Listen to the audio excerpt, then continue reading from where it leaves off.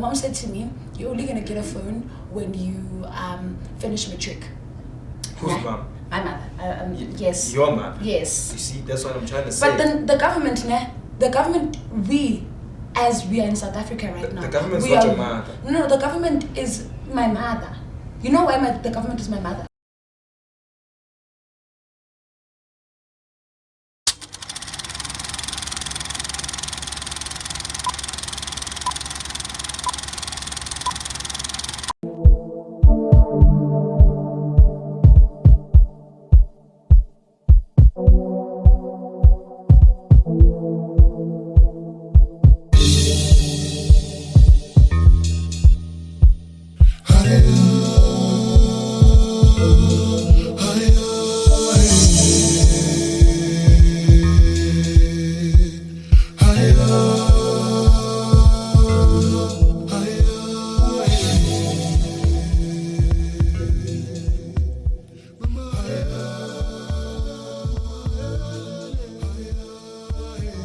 Revolutionary greetings, ladies and gentlemen. My name is Lindy Lemoloi.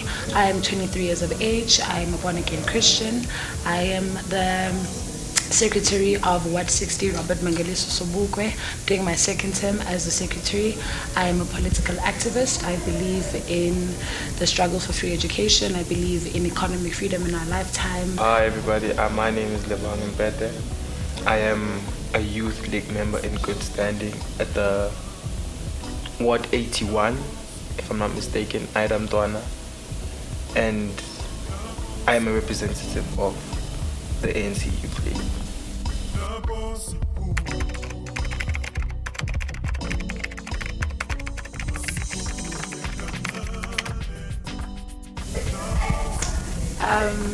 I'll start. Fees Must Fall was a failure and a success. It's a win-win situation.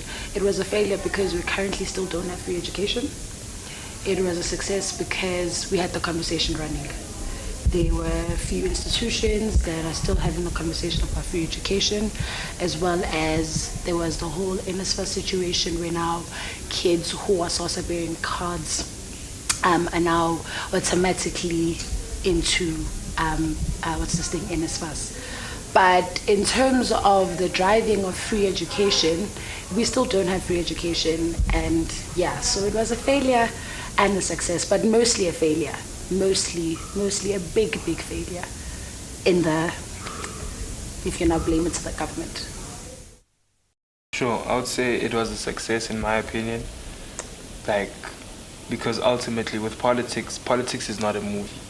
There's no straight happy ending. There's no script to what the revolution should be, because for the fact that conversation was had in our generation compared to the June 16 conversation where education was against the racism, the apartheid, having an actual movement that talks about more access and that is directly provoking the government, while the people who were doing June 16 back then are at home now. They've done their part. And now they're at home looking at the kids push their movement. Whether it's in uniform or in varsity, it's still the youth and it's still the movement. Okay, he's speaking about June 16 and Fees Must Fall. So now, June 16, they were fighting for the abolishment of Afrikaans, and that was abolished. It actually was a success. It was abolished, it stopped.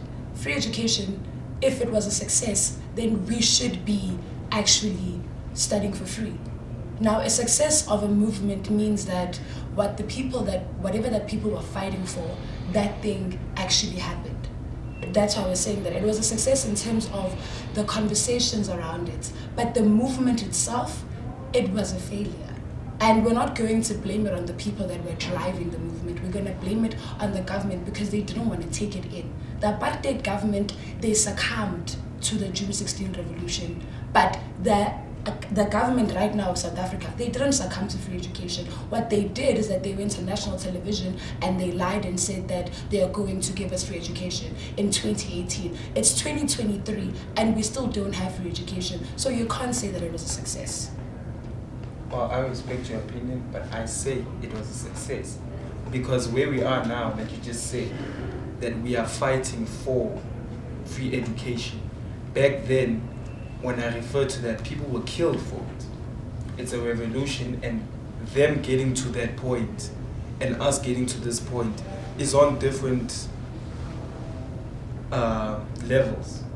What they want and what we want is so different. How we getting that, how they got that, we can't compare. You were not there. I was not there with them. I respect your opinion, but I still stand by mine.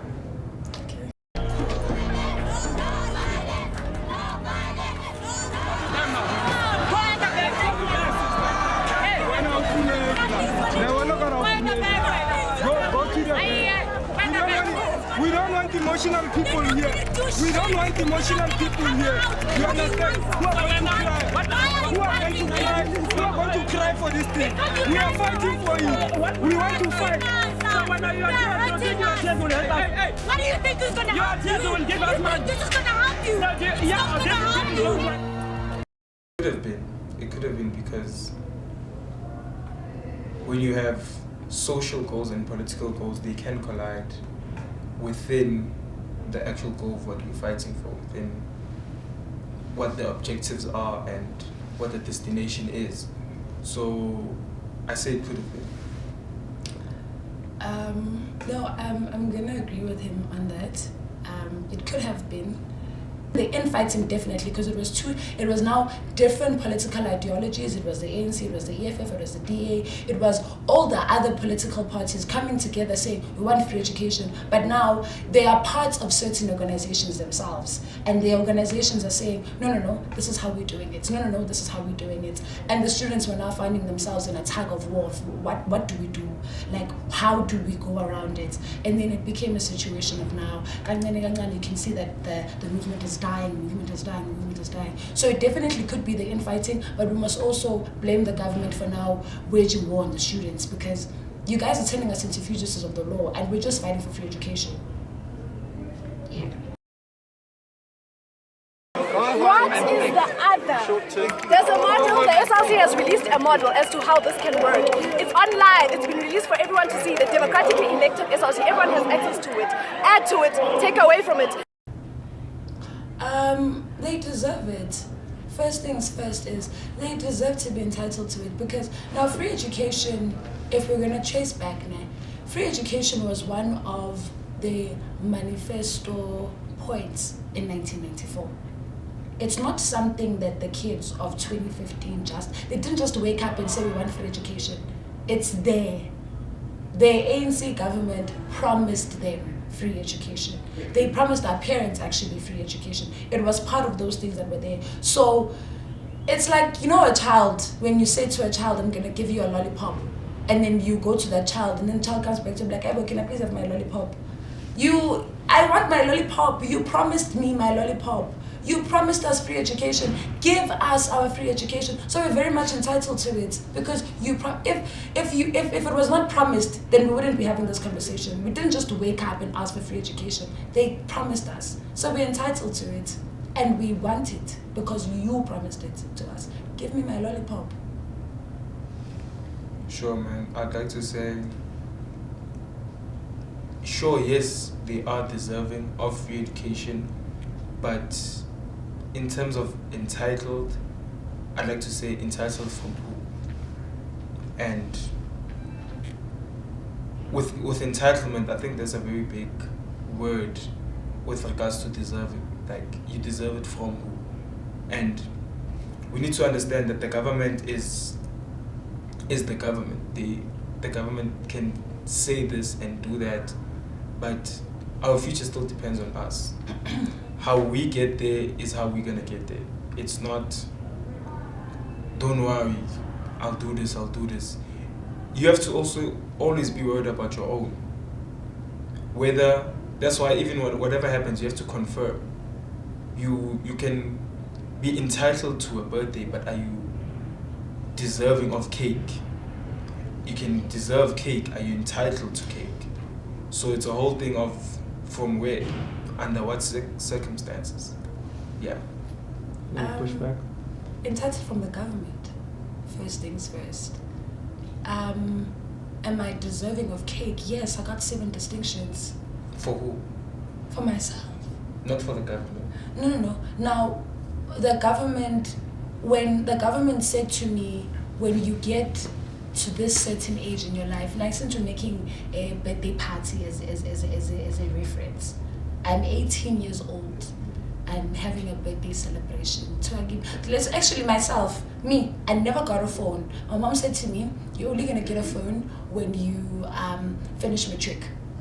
Who's mom? My mother. Yes. Your mother? Yes. You see, that's what I'm trying to say. But then the government, we, as we are in South Africa right now. The government's not your mother. No, the government is my mother.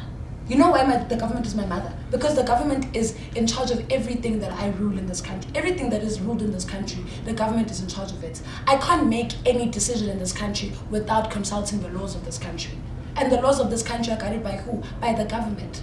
So when the government says that they are going to give us free education, free decolonized education, then they must give us free decolonized education. I shouldn't be going to the government and saying, guys, give me my cake.